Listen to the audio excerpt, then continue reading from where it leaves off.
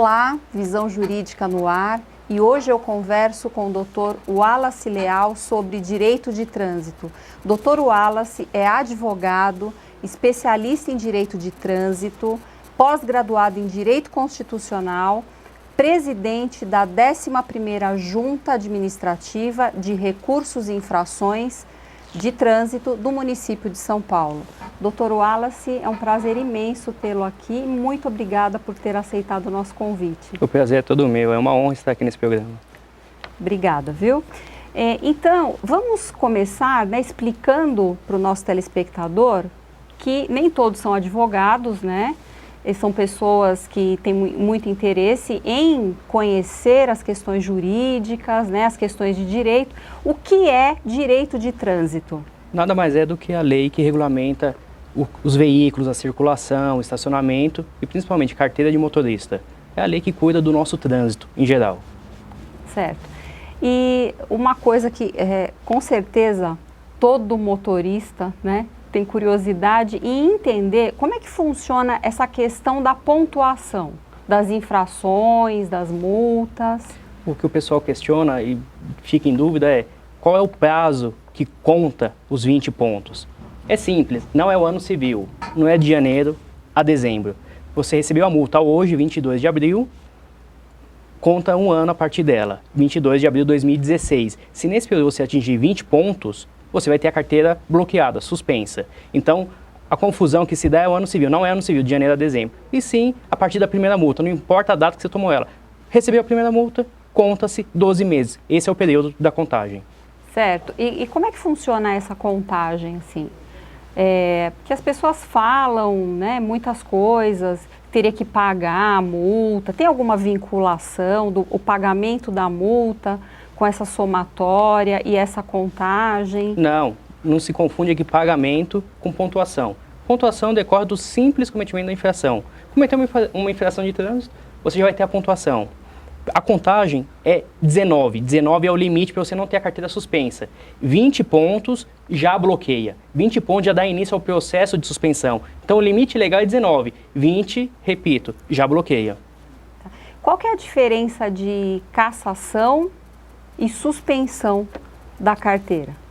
A linguagem parece simples, mas ela tem uma diferença técnica. Suspensa é você atingiu 20 pontos, ou ultrapassou esse limite, chegou a 40, 50, 100 pontos, você vai ter a carteira suspensa.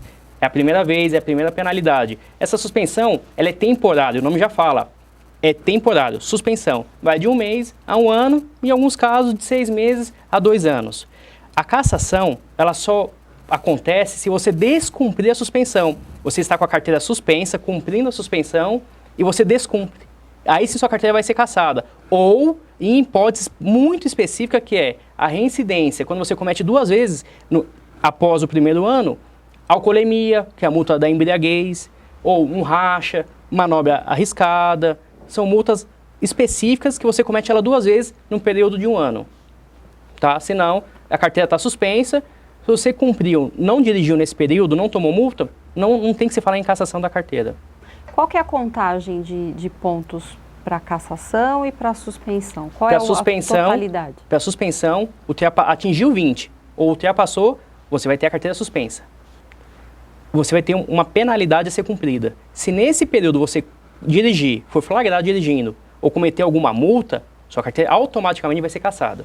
Claro, depende de um processo, no Detran, mas de suspensão vai virar uma cassação. Que cabe recurso também. Cabe recurso, defesa, sem dúvida. Certo. Agora, você foi parado na lei seca, hoje. Teve a multa por dirigir sob influência de álcool. No ano seguinte, em abril do ano que vem, outra multa, sua carteira não vai ser mais suspensa, ela vai ser cassada, porque você cometeu 2 de natureza gravíssimas, previstas em lei. São poucas multas que acontecem, que geram uma cassação automática. Tá? A mais comum aqui em São Paulo é a alcoolemia, a embriaguez. Certo. Então, o que a gente vê muito na prática, né, motoristas conduzindo o seu veículo com bem mais de 20 pontos na carteira. A gente ouve muito falar sobre isso. Eu não entrego a minha habilitação pro agente que me parou, porque ele não tem como verificar isso no momento, no sistema. Realmente, o nosso sistema ele é falho, não tem como ele comprovar. Mas o DETRAN vai pegar ele, no bom sentido da palavra. Porque quando ele for renovar, vai estar bloqueado. Então ele até consegue se esquivar da penalidade inicialmente. Mas na próxima renovação ele fica impedido. Ele vai ter que regularizar a suspensão para depois renovar a carteira. Então ele vai ter essa tolerância que o DETRAN não consegue fiscalizar até o vencimento. Se a carteira dele foi renovada recentemente, então ele tem mais 4, 3, 2 anos para utilizar. Mas se perder, precisar de uma segunda via, quero tirar a categoria de moto, não consegue, vai ter que regularizar a suspensão para depois sim dar andamento no que ele precisa. Mas assim, tem algum caso na prática que o motorista tenha sido pego com a carteira suspensa ou cassada? O que acontece... tenha gerado algum processo? Sim, carteira cassada. Porque a cassada ela tem um bloqueio na base nacional. Certo. O policial rodoviário, ele consegue consultar. Esse sim, esse tipo de bloqueio é pego e pode acontecer o termo circunstanciado. Ir para a delegacia, não porque ele cometeu um crime, mas porque ele cometeu uma contravenção, dirigiu com a carteira cassada. Porque além dela estar na esfera administrativa, a DETRAN, tem a parte criminal. Ele descumpriu a cassação. São casos específicos, rasos, mas há essa possibilidade também. Certo. É porque, né, o brasileiro tenta sempre burlar a lei por causa desses problemas, né, administrativos, né, de não ter como o agente verificar naquele momento, né? Exatamente. Então é o que a gente ouve dizer, espera vencer a carteira, né, para que você possa regularizar isso. E os motoristas estão aí conduzindo de forma irregular, né? Mas os veículos. Há uma consequência que ninguém pensa. E o seguro do carro? E se você atropela uma pessoa? Se você comete um acidente, mesmo que você não foi o causador, e como fica a questão do seguro, da vítima? Tem tudo isso que ser levado em conta. Porque a seguradora vai fazer uma análise da sua carteira, de como que ela está. Se ela está dentro da validade, se você ultrapassou a pontuação. Há situações que ela não vai pagar o sinistro. Você vai ter que arcar com toda a despesa. Certo. As pessoas não pensam nisso. Muitas vezes até conduzem com uma certa segurança, né, prudência, mas, embora estejam com habilitação suspensa ou cassada, e acabam tendo uma certa prudência até em razão disso, mas não pensam realmente que o acidente pode ser causado por um terceiro. Sim. E as consequências serão, né? Ainda mais na nossa cidade, que temos aqui um motoqueiro, uma coisa simples, corriqueira, ele sem querer esbarrou no seu carro, ele caiu. Não teve culpa de ninguém, foi um mero acidente, a palavra já diz, um mero acidente. Ele caiu e se machucou, você vai chamar um socorro, vai chamar o resgate, vem a polícia militar, vai querer seus documentos. E como que fica essa questão? Parece simples, mas não é simples, traz consequências. Nada simples. Em razão de embriaguez ao volante, né? O motorista, ele pode se recusar em fazer o teste do bafômetro? Ele pode sim. Está previsto em lei que ele pode se recusar, porque ninguém é obrigado a produzir prova contra si mesmo. Se ele se recusar, ele vai ser conduzido à delegacia para depois ser reconduzido ao IML para fazer um exame clínico ou de sangue, se ele quiser. Mas ele pode se recusar, sem dúvida. É claro que isso é na teoria. Na prática, às vezes, a gente sabe que pode acontecer uma situação que o policial fala, não, você vai ter que fazer. Na teoria, ele pode se recusar, mas no dia a dia, há situações que ele é constrangido a fazer. Que eu aconselho ver o que realmente está acontecendo. É uma lei, primeiro, eu aconselho a não dirigir sob influência de álcool. Você traz risco para si e para outros. Mas se aconteceu, tenta contornar na melhor situação. O policial pediu para eu fazer o teste? Faça. Você é obrigado? Não. Mas você pode se negar a fazer. Sim, em razão de que ninguém é obrigado a fazer prova contra si. É isso? Exato. Certo. Exatamente isso. E com relação, agora mudando um pouquinho de assunto, falando, né, de trânsito, mas com relação à compra de um veículo, né? Quais são os cuidados que a pessoa deve tomar, né, quando vai adquirir um veículo, vai adquirir um bem, para não ter problemas futuros? Nós estamos no auge das fraudes. Com a internet, as quadrilhas se modernizaram também. Então ele coloca um carro, anuncia um carro em sites famosos e você faz aquele levantamento simples, pega a placa, leva até o DETRAN, consulta. Não acusa absolutamente nada. Só que, às vezes ele faz uma montagem, um carro frio, uma clonagem. Então a placa não vai constar nada mesmo. O que eu aconselho? Você quer comprar um carro usado? Fala para o vendedor, fala, eu compro, mas vamos fazer antes um laudo. Vai em qualquer empresa, privada que faça laudos. Faça o laudo porque ele vai conferir o quê? A placa, se aquela placa pertence àquele chassi e àquele motor. Feito isso, feito o laudo, 50%, até mais, 90% está garantido que é uma compra boa. Certo. E como é feito isso? Você poderia falar para a gente? Não precisaria mencionar o nome da empresa, né? Mas é fácil encontrar essas empresas? Como é que esse laudo é feito? É muito simples. Você pode pesquisar pela internet, mas em todo município, toda cidade tem as empresas que fazem as vistorias, vistoria prévia. Certo. Ele faz o que? Ele nada mais... Uma empresa particular, Uma empresa particular. O que ele faz é... Ele vai comprovar se o número do chassi está vinculado ao motor e está vinculado àquela placa. Então, se você não conhecer ninguém, não conhecer nenhuma empresa, procura na internet vistorias vistoria prévia, vistorias preliminares, tem alguns nomes que mudam. Mas é simples de fazer, porque você fala, eu te compro, só que eu quero o laudo. Ele forneceu o laudo, você faz o pagamento. Ok, é que as pessoas, o consumidor geralmente ele se empolga com a compra, né? Não quer ter muito trabalho. Mas tem que ter essa cautela, se não tiver, o risco de ele comprar um carro clonado é muito fácil. Hoje em dia é fácil de acontecer. E eu tenho inúmeros casos que eu posso citar de sites famosos de compra e venda de veículos novos, usados, só que ele só é intermediário, ele não sabe se aquele carro é verdadeiro ou não. Ele só deixa o anúncio. Então ele não tem como comprovar a autenticidade daquele veículo. Tem que se tomar essa cautela, sem dúvida. Isso é uma orientação, né, importante para o consumidor, porque geralmente as pessoas compram veículos furtados, né, que vêm de outros estados, e geralmente são esses clonados, né, com essas placas. Sem dúvida. O furtado, se ele foi furtado ou roubado em São Paulo, no estado de São Paulo, em qualquer outro local, ele vai aparecer a queixa. Agora, se foi montado um carro clone em cima, não aparece. Porque a gente não tem a capacidade de conferir o número do chassi, o número do motor, com a placa. Só uma empresa credenciada junto ao Detran, é uma empresa particular, só que ela tem um sistema interligado com o Detran. E ela consegue pegar todo o histórico do veículo.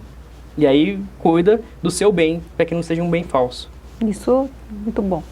E no caso de um acidente de trânsito, ou por mera curiosidade, claro, obviamente o consumidor buscando os seus direitos, com a placa do veículo, ele consegue levantar os dados do proprietário atual, do proprietário anterior, porque antes nós tínhamos o terminal polvo, né? Parece que agora não existe mais, né? Não existe mais. Os dados são protegidos por lei, é um sigilo, para que não aconteça nenhum crime, ameaças, enfim. Mas num caso de acidente, você tem que justificar o seu pedido, você tem que requerer formalmente no Detran e justificar o porquê que você está pedindo os dados do proprietário do veículo. O Detran não facilita, o Detran leva a sério esse sigilo, porque você pode fornecer dados para uma quadrilha. Claro. Então você vai ter que formalizar o pedido e justificar o porquê que você quer.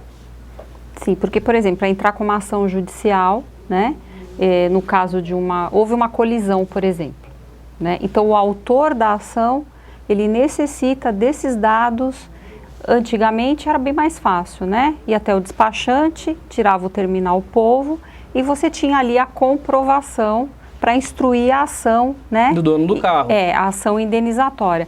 Agora, como é que funciona isso? É um requerimento que se faz? É só ir ao órgão de trânsito, ao Detran, certo, ou o CDTran, e falar assim, e preencher o formulário próprio de dados pessoais de um veículo. Você quer saber quem que é o proprietário.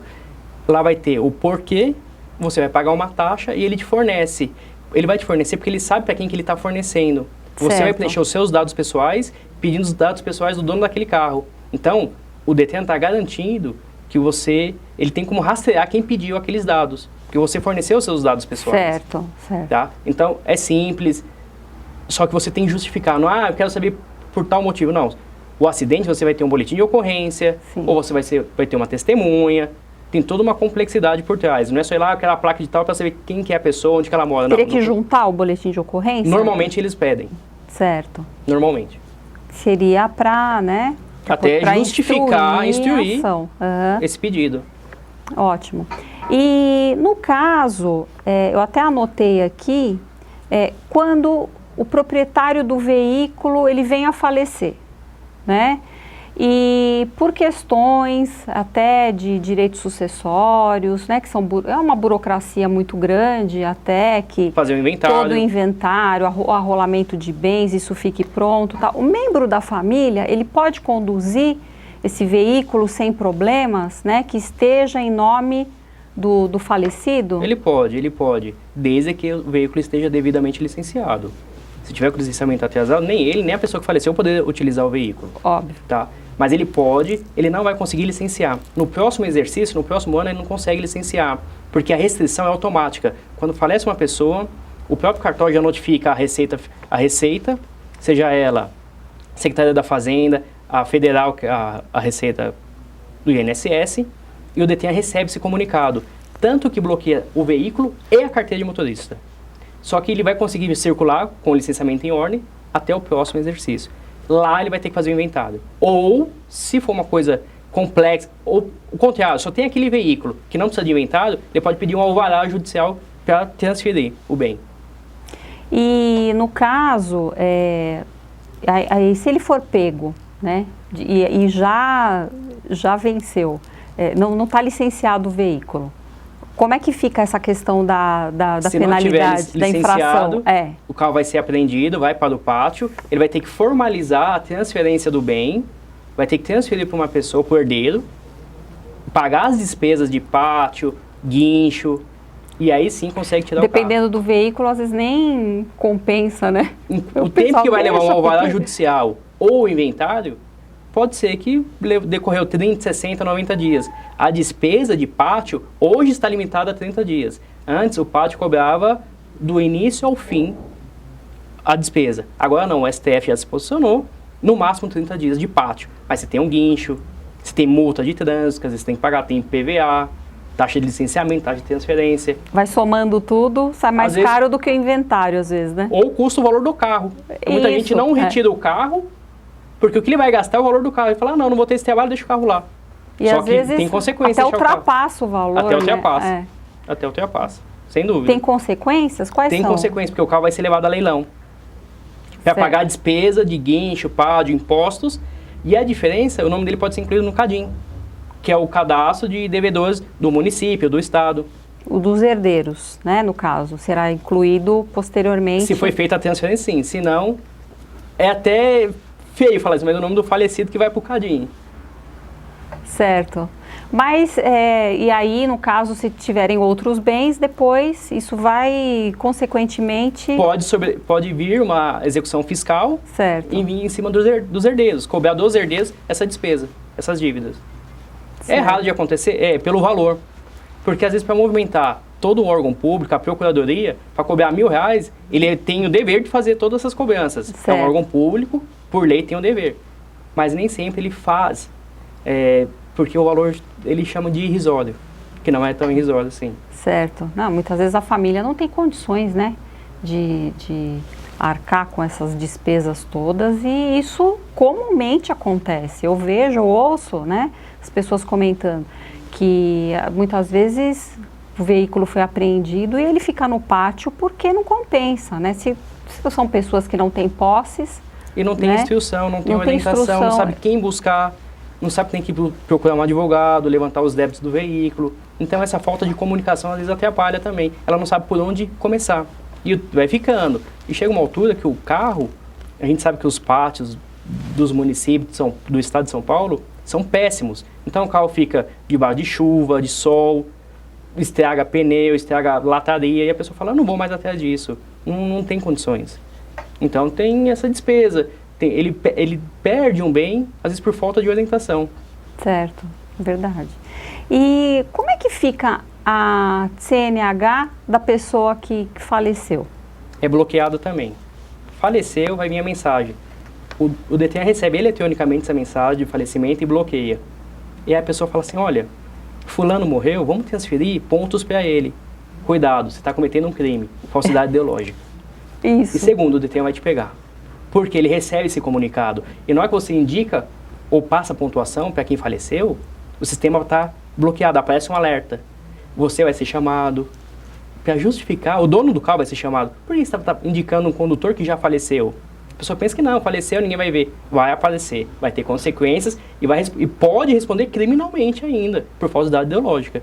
Falsidade ideológica. E transferir né, os pontos, obviamente, para uma pessoa viva, né, que não estava conduzindo o veículo, também é crime? Se a fiscalização pegar, sim, é uma falsidade. Falsidade Você informou um órgão público... Mas é falsidade ideológica? Ideológica. Você informou um órgão público... É bom que o nosso telespectador saiba disso, porque isso é uma prática comum, né? Corriqueira. Corriqueira. Só que não deixa de ser um crime. Você É está crime. comunicando um órgão público, alguém dirigiu seu carro. Pode falar alto, doutor, é crime. É crime, sem dúvida. É crime. Porque as pessoas, dor de cabeça, eu vou estourar mais de 20 pontos, vou ter a CNH suspensa. Aí, geralmente, essa prática passa para o pai, para o irmão, para um amigo, né? E tem o chamado pontuador profissional. São pessoas que vivem, hoje em dia, de receber pontos. Então, ele vai receber 5 pontos e vai ganhar 50, 100, sei lá, X reais por aquele trabalho. É o chamado pontuador profissional. Isso é crime e, pior ainda, todo mundo envolvido vai ser chamado e respondem criminalmente. Então, existe essa modalidade nova chamada pontuador profissional. Essa eu não sabia, sinceramente. Existe. Pessoas que têm 1000 pontos na carteira. Aqui existe tudo, né? Tudo que você pode imaginar, né? Nesse sentido, assim, para dar um jeitinho brasileiro, né? Mas pontuador profissional, para mim, é novidade. Como não existe crime perfeito, sempre tem aquele vacilo. Ele tem 500 pontos na carteira, só que ele tem uma multa hoje no Paraná. E tem na mesma data, hoje, em São Paulo. O sistema interligado, ele vai ver, peraí, ele recebeu 2 multas, no Paraná e uma em São Paulo. Só que o carro não é dele, porque às vezes você pode ter uma frota de carros. Imagine eu, um empresário, tenho 5, 10 carros, tudo no meu nome, cada um numa cidade, tudo bem. O pontuador profissional, ele não tem carro no nome dele, ele só recebe pontos de terceiros. Então as placas são de carros, de um carro simples a um carro luxo, um em São Paulo, um no Paraná, um na Bahia. E por isso que o sistema pega, porque como não é crime perfeito, ele esquece de analisar as datas das multas, o tipo do carro. Ele nem sabe, se ele for chamado numa fiscalização, ele nem sabe falar que cor que é o carro. Esse sabe nada, né? É um crime. Vai ter as consequências, pode ser até preso. Com certeza. E para a gente finalizar aqui a nossa entrevista, gostaria que você falasse um pouquinho para a gente como é que funciona essa classificação das infrações em grave, média, gravíssima, leve, né? Porque o nosso telespectador... Tem tanto o número como o nome. Começa com leve, 3 pontos, média, 4 pontos, grave, 5 pontos e gravíssima, 7 pontos. As gravíssimas têm um fator de multiplicação, mas nunca multiplica 7. 7 vezes 3, 7 vezes 5, não. O que multiplica é a consequência dela, é o pagamento. Então a multa gravíssima, 7 pontos, custa R$191, tá? Tem situações, a de álcool, embriaguez, é 7 pontos. Só que ela, por si só, suspende a carteira, que ela é autossuspensiva. Por si só, ela suspende a carteira e ela é multiplicada por 10. Então, não vai ter 7 vezes 10, 70 pontos, não. Perde a carteira e a multa é 1.915, porque é 10 vezes o valor, 191. O caso de ultrapassar na linha contínua, ela é gravíssima. Peraí, só um minutinho. Ela multiplica o valor e a pontuação também? A pontuação não multiplica. Você nunca vai ter 7 vezes 10, 70 pontos. Entendi, tá. Só que a lei já determina, já está escrito lá, essa única multa suspende a carteira. Como por ser gravíssima. Gravíssima, mas não são todas gravíssimas que suspendem a carteira. Algumas. Aqui a lei determina essa consequência. Você poderia dar um exemplo pra gente? Embriaguez ao volante, racha, arrancada brusca, moto sem capacete, farol apagado, fugir do local de acidente. Essas são as mais comuns. Só essa multa, você já perdeu a carteira de motorista. Acima de 50% da velocidade. E esse cálculo também o pessoal se confunde. O que é 50%? É simples. A via é 60 por hora o limite. Para você perder a carteira de motorista, você tem que passar acima de 90. 91, 92. Porque 60, 50% quanto que é? 30 quilômetros. Então você vai somar. Acima de 50%, 60 mais 100, deu 90. 91, 92, você já perde a carteira de motorista. Ela é 7 pontos, R$191, só que você perde a carteira imediatamente. Nossa. E, doutor, antes de eu agradecer, gostaria que você falasse alguma coisa para o nosso telespectador, desse um conselho para o nosso motorista, né, que é tão imprudente hoje em dia. Imprudente, eu acho que tem que ter, primeiro, respeito ao próximo. O trânsito, todo mundo anda estressado, o compromisso, horário marcado, mas vamos respeitar o próximo, evitar xingar, querer brigar. Você nunca sabe quem está ao seu lado. Às vezes você, um pai de família, quer brigar com alguém ao lado, é um bandido. Ele vai sacar uma arma e vai te matar. Muito comum isso, Primeiro né, ponto, vamos ter uma educação no trânsito. Segundo, não queira dar jeitinho. Receber uma multa é sua, fique com você. Não saia por aí querendo passar pontuação. Você está cometendo um crime. O carro é uma arma. Pense que você pode matar alguém. Você vai estar numa festa com os amigos, vai beber, deixa alguém dirigir. Você pode colocar em risco a sua segurança e de outras famílias. Ter essa cautela no trânsito, pensar sempre que dentro do carro tem uma pessoa ou uma família. Então, essa é a minha dica. Muito bom, doutor Wallace. Olha, muito obrigada, viu? Para nós aqui foi uma honra tê-lo no programa Visão Jurídica. Meu muito obrigada, pessoal. Eu falo em nome também de toda a equipe da TV Guarulhos. Muito obrigada e fica aqui o convite para tratarmos numa próxima oportunidade, né, de uma forma um pouco mais específica, mais técnica para os advogados sobre esse assunto. Eu que agradeço, estou à disposição. Quando sim for convidado, eu venho sim, com certeza. Muito obrigado. Muito obrigada, viu? E a você que acompanhou o programa Visão Jurídica, te aguardo na próxima semana. Visão Jurídica, atualidade, conhecimento e informação aqui na TV Guarulhos.